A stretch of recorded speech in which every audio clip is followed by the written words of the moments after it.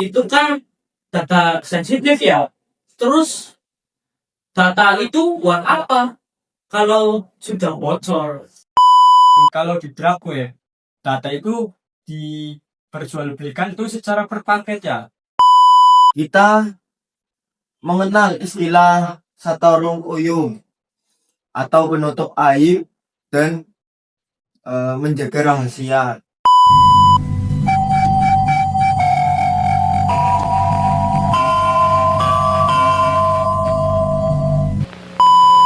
Assalamualaikum warahmatullahi wabarakatuh.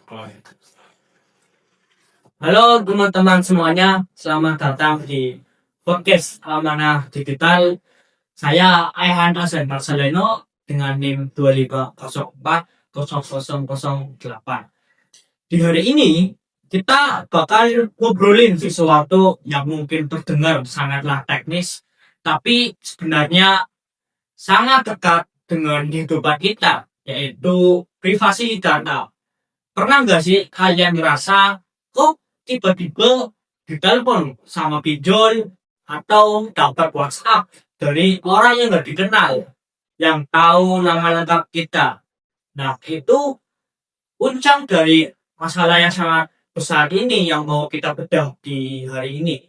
Di samping kiri dan kanan saya ada Mas Raffi dan Fahmi.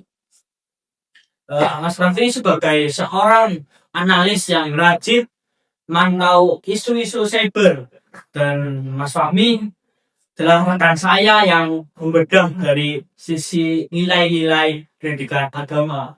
Halo Mas Raffi. Halo Fahmi. Mas Raffi bisa perkenalkan diri dulu. Halo semua, perkenalkan nama saya Maulana Raffi Wadillah. NIM saya 25040025. Di sini saya akan sharing bersama Mas Ehan, Mas Fahmi tentang masalah data. Ini memang lagi sangat panas ya. Betul Mas Raffi. Di belakang ini isu-isu cyber lagi panas-panasnya banget dan benar-benar kacau lah di pada saat ini.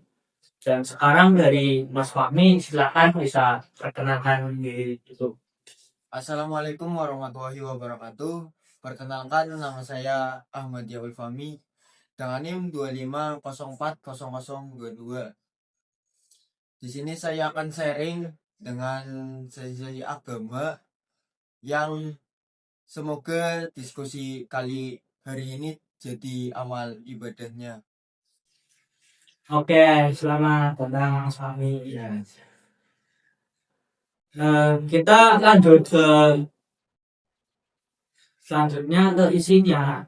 Kita sering dengar tentang kebocoran data jutaan pengguna. Bisa kasih gambaran gak sih parahnya situasi sekarang di Indonesia? Kalau di Indonesia itu sangat parah ya Mas Ehan ya. Kalau kita lihat dari data dari berbagai sumber riset keamanan cyber, Indonesia tuh sering masuk top list negara yang datanya paling sering bocor ya. Mulai dari data instansi pemerintah, marketplace, dan sampai data kesehatannya. Yang bocor juga bukan hanya email, tetapi nick, nomor handphone, sama alamat rumah tuh sudah bocor ya Mas Ehan ya. Itu kan data sensitif ya. Terus data itu buat apa kalau sudah bocor? Itu dia kan, kalau di Draco ya, data itu diperjualbelikan itu secara per paket ya. Dan juga dampaknya nyata, yaitu buat penipuan pinjol, bank lewat social engineering, dan penyalahgunaan KTP buat pinjol yang sering bikin tuh orang depresi. Sampai ancaman fisik karena alamat rumahnya tuh sudah bocor. Yang paling menyedihkan lagi tuh banyak masyarakat kita tuh yang nggak sadar kalau privasi mereka tuh sudah telanjang di dunia maya. Berarti ada ya dari sisi pengelolaan. Betul, sangat ada. Sering kali sistemnya itu sangat lemah, atau bahkan ada tuh yang paling serem tuh faktor orang dalam tuh yang sering jual belikan data ini. Ini yang akan menjadi PR buat kita nanti tuh.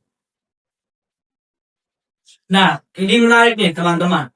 Kita kan udah dengar dari sisi teknisnya dari Mas Raffi.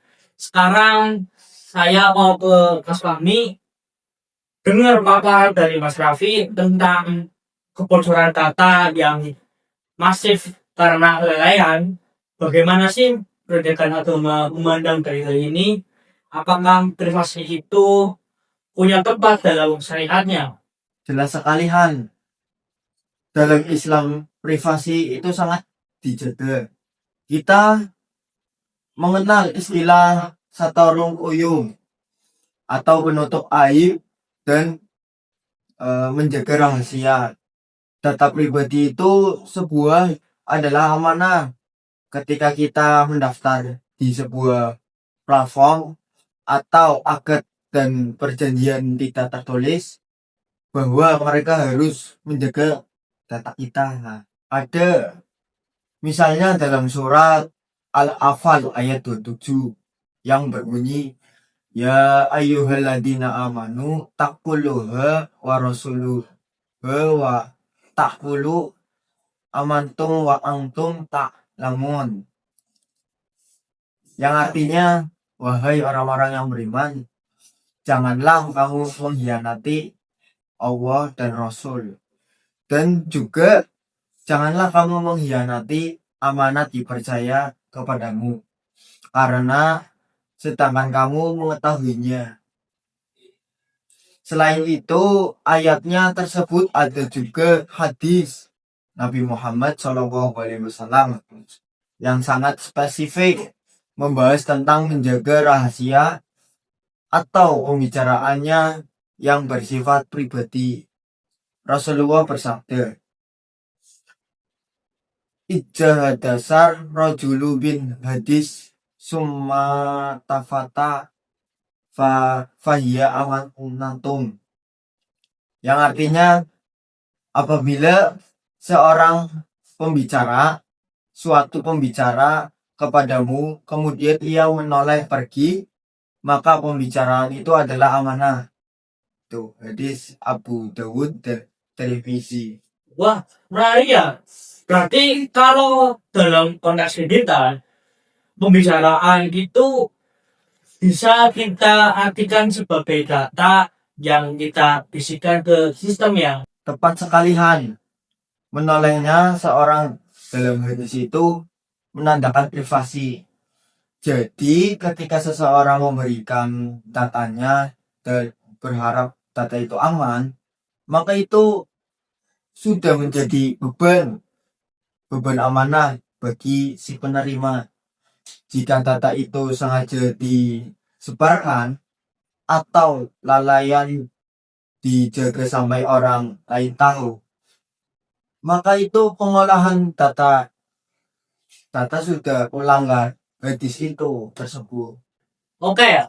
Jadi secara sistem itu amanah dan secara user kita juga harus waspada. Sekarang apa sih langkah konkretnya Gus Raffi dari sisi teknis dulu nih?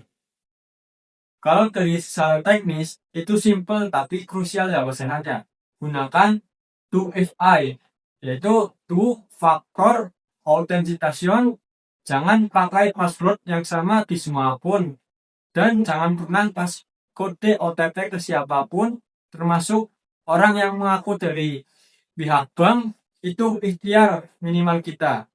Kalau dari sisi spiritualnya atau anak pengelolaan data itu gimana ya, Bang? Bagi teman-teman yang bekerja di bidang IT atau admin data, bekerja dengan prinsip ihsan, sadarlah bahwa meski atasan yang atau user tidak melihat kerjaan kita, Allah Maha melihat.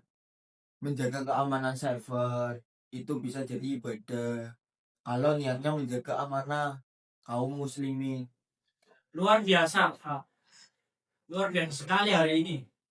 Jadi kesimpulannya yaitu keamanan cyber itu memang masalah teknologi.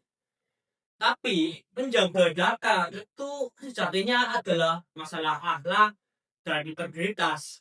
Kita nggak bisa cuma mengandalkan enkripsi kalau manusianya nggak punya rasa tanggung jawab. Betul banget tuh kan. Lindungi datamu karena itu hakmu sendiri. Hargai privasi orang lain karena itu kewajibanmu.